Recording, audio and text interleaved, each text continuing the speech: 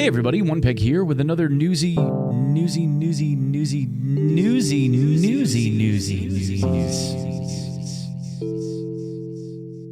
update. I had to do that because there's been like 2 comments in the last couple of videos of guys that are saying that they didn't like the intro. So I thought we would like triple down with some nice ping pong audio. It's here to stay. So sorry.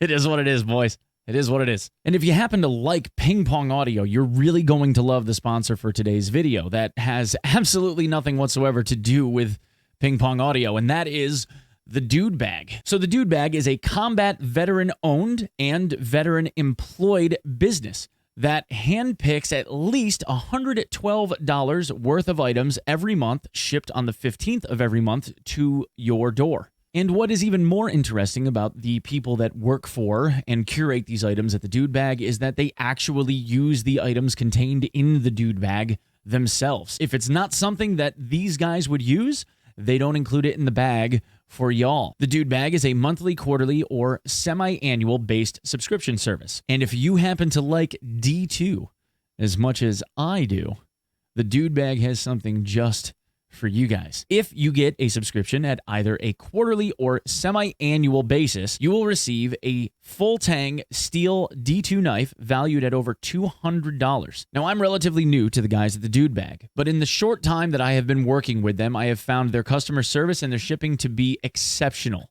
and they've been incredibly easy to work with. So I personally would recommend these guys to anyone. So check them out in the link below in the description and use code ONEPEG on checkout for a nice fat discount. Because we all love discounts, don't we? And ping pong echoes. I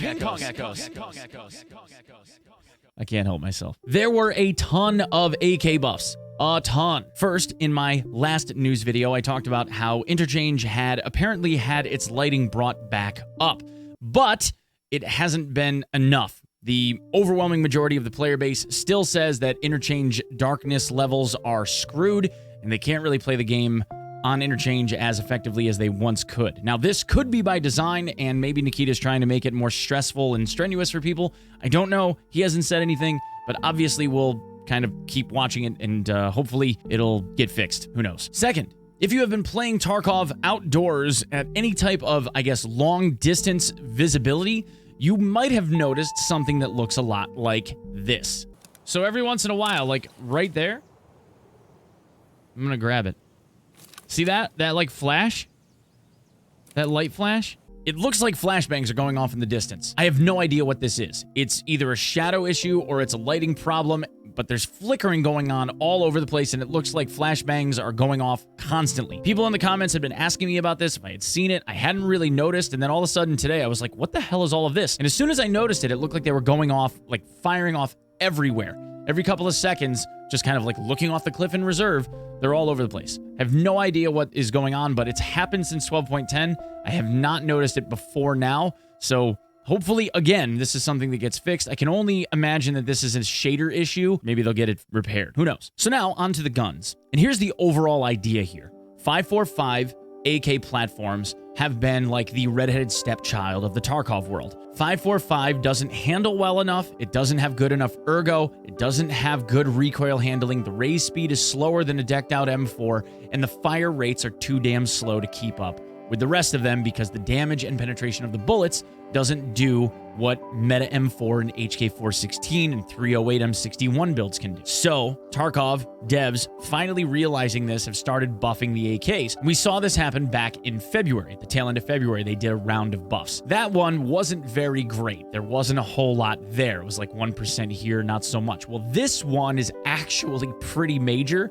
and gives some serious love to AKs that have really, really been needed. So first, we'll check out the 101, the 556 platform. Now, there is a 102, obviously, but in this case, the 101 has better recoil stats than the 102 does. Now, you can see here, the build is 45 vertical recoil, 130 horizontal, and 66 ergo. The idea here is that it is a much cheaper alternative to that of the M4. Unfortunately, the realization of Tarkov and the way that Tarkov has AK builds is that the builds themselves tend to be much less expensive than the equivalent M4 counterparts that are being decked out. But this, at the very least, starts to bring the platform into its own to where it's more controllable than what it once was. And given that the 101 only allows for 30-round mags, this is pretty much the ergo that you would see, even with an RK2 that has an ergo penalty.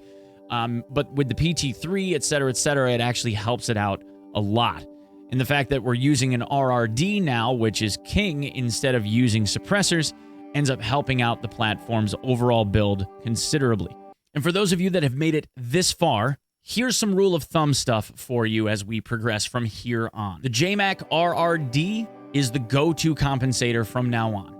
Until the devs change something else, the JMac RRD across all platforms, all AK platforms, has better ergo and better recoil than all of them. For your dust cover, you want to use a Bastion. The handguard of choice is now the Troy Arms combo. It has better recoil control than all of the others. For pistol grips, it's still the RK3. No pistol grip has recoil control built into it. And for stocks, if the platform allows it, you use the Zukov. Zukov is king. If it doesn't allow for a Zukov, then you use a PT lock and a PT3 Classica stock, because that is the second best thing that you have access to. All of the AK platforms, for the most part, use a combination of all of those items. So it shouldn't be that hard for you to build out your own meta AK, and all of the parts are readily available from traders. Obviously, the 101 being a 5.56 platform is probably not going to be something anyone uses, even with the controllability of the 101, simply because the M4, if people have the money, and who really doesn't nowadays, can be built out with better ergonomics and better recoil control than what the 101 is capable of, and has a much higher firing rate. So we have the 74M and we have the 74N. Now, both of these are relatively comparable, but the big additions here is that the 74N slightly edges out its 74M counterpart. Now, the 74M as a base weapon system has slightly better recoil control and handling than the 74N does. However, the main difference here is that the N has access to the Zukov stock, which the 74M does not. And really, that's the main difference here. The extra ergonomics and the extra recoil control are strictly because of the Zukov being present on the 74N and absent on the 74M. But an overall build of 45 vertical recoil, 123 horizontal, and 52 ergo with a 60-round mag inside of the body of the gun, pretty good. And last but not least, we have the 7.62x39 AKs. Now, the comparison between these, again, is the 103 having access to the Classica PT3 and the AKM having access to the Zukov. Now, if you notice, though, it's flip-flopped in this case, because the 103 having 57 vertical and 67 ergo is strictly because the 103's base ergonomics and recoil is just that much better than the AKM.